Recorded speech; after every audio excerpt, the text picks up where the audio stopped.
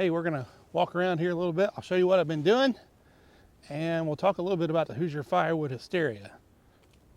Right here sat all those logs that I have been collecting since about this time last year. We spent a day a couple weeks ago on a Saturday. We had 6 dump trailers here.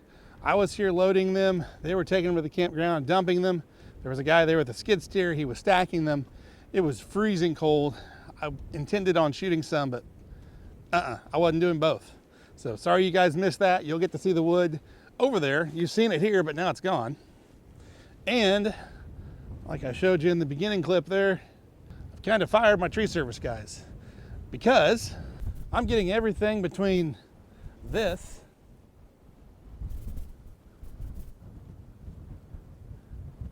which is a monstrosity, and this, and everything in between.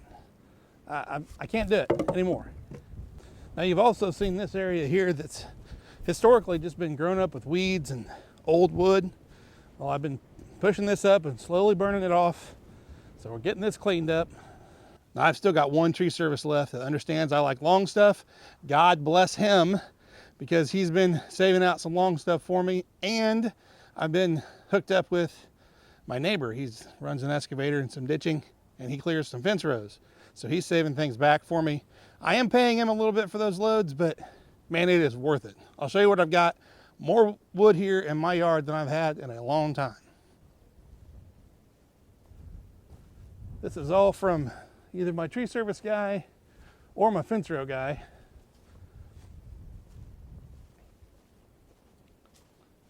Now these here, you can tell, are older, so they've been here for a little bit, but most of this pile is pretty fresh.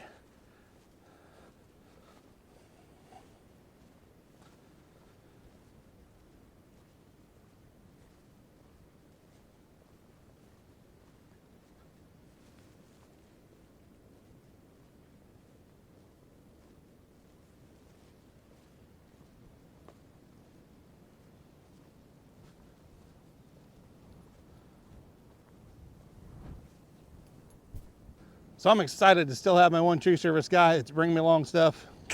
Keep her coming, buddy. And then my neighbor that's clearing some fence rows. I just feel really blessed. Let's talk a little bit about the Hoosier Firewood Hysteria coming up in just about a month. Some of the most popular questions people have been asking me are, where can we stay? So number one, you can stay at the campground. If you want to bring your camper with you, or if you want a tent camp, you're welcome to stay at the campground. It is at no cost to you. It is completely primitive though. There's no electric, no water. They will have outhouses, and they do have shower bays, if you want to call that. A shower house, I think that's what they call it. I've never been in there. I don't know what it looks like. I'm sure it's running water and you can shower. She contacted me the other day and said, thumbs up, it will be open and y'all can use it.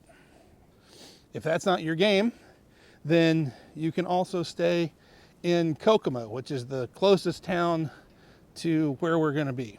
It's about a 10 or 12 minute drive to the hotels that I've listed on our website, knlfirewood.com. You can go to the events tab, look at the Hoosier Firewood Hysteria, and there's some hotels listed. Personally, I'm kind of a hotel snob, so I would stay either at the Holiday Inn Express or the Courtyard by Marriott. However, I think the Super 8 is probably the most popular one that guys are staying at. So there's some that are really nice and some that maybe aren't so nice, and everything in between. You kind of get what you pay for. So if you look at it, and you know, the ones that are $200 a night are probably nice, and the ones that are $59 a night probably aren't so nice, but you do you. Question number 2, will there be food? Of course there'll be food. Over the last couple years, we have on Friday night just kind of all thrown money in a hat and ordered pizza from a local pizza joint, and it's okay. It's just pizza, you know. Well, I have a friend who does some smoking, and I talked to him, and he's going to cook some pulled pork for us with all the fixings, probably some coleslaw or mac and cheese or something. I don't know what else is going to go with it, but pulled pork. And here's what I was thinking. I'll have a donation bucket there. You can donate what you want. I'll pay him for what he's charging me. And then whatever's left, I think we'll just donate to the campground in memory of Bill Obermeyer. I thought that'd be a nice little tribute to him, because he's been a big part of this over the last 2 years, and sadly we lost him either late last year, I guess. So if you guys are on board with that, that's what I think I'll do. So I'll pay Ted for the pork, and then whatever's left over we'll just donate to the campground in Bill's name. That'll be Friday night. Saturday, the veterans make us lunch, and man, if you leave that lunch session and you're still hungry, there's something wrong with you, because there's food seemingly for a mile long and everything you can think of. So they do it right there. That is also really no cost, just by donation. There's a donation bucket there that you can donate to them for the food services. Outside of those 2 meals, you're on your own. The other questions are, what time are we going to get started? On Friday, setup day, I will probably be there around 10 a.m. And really that's, if you're bringing equipment that day, it's nice.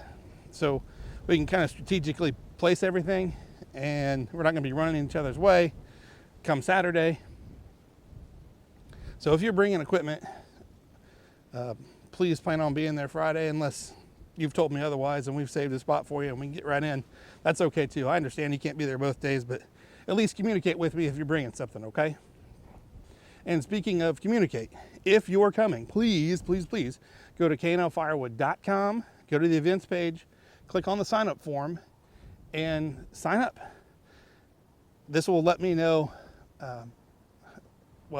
who's coming, and it'll let me know how many mouths we need to feed for Friday and Saturday. It's not a big deal.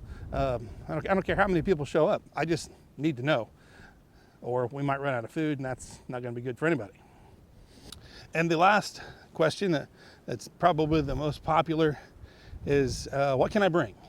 You can bring, obviously, yourself and a pair of gloves and a chainsaw if you want. And if you want to bring something for the raffle table, you're more than welcome to.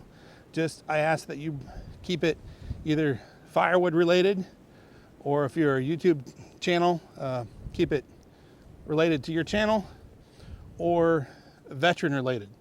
I don't want this to turn into a flea market and have Aunt Betty's doilies sitting out there that nobody really wants. So keep it firewood related, or YouTube merch related, things like this, or veteran related. Not that Aunt Betty makes bad doilies, I just don't want them on the table. And that's probably about it. We're gonna see you guys in about a month. Go to the website, sign up, let me know you're coming, tell a friend. And now that the snow's gone, old KNL Firewood, I think, is gonna be outside. It has been kind of a snowy, soupy, muddy, kind of winter, I guess. I don't like snow that well. I don't like cold weather that well. In the days that have been decent enough to be out here, I've either been at work or our family's had something else going. And the days that I had time to be out here, it's been nasty. So excuses, right? But there's more to come, I promise. I appreciate each and every one of you. I want to see you at the Hoosier Firewood Hysteria. I want it to be bigger than last year. I think it's going to be. So put it on your calendar, April 4th and 5th, coming up in about a month. We'll see you guys there.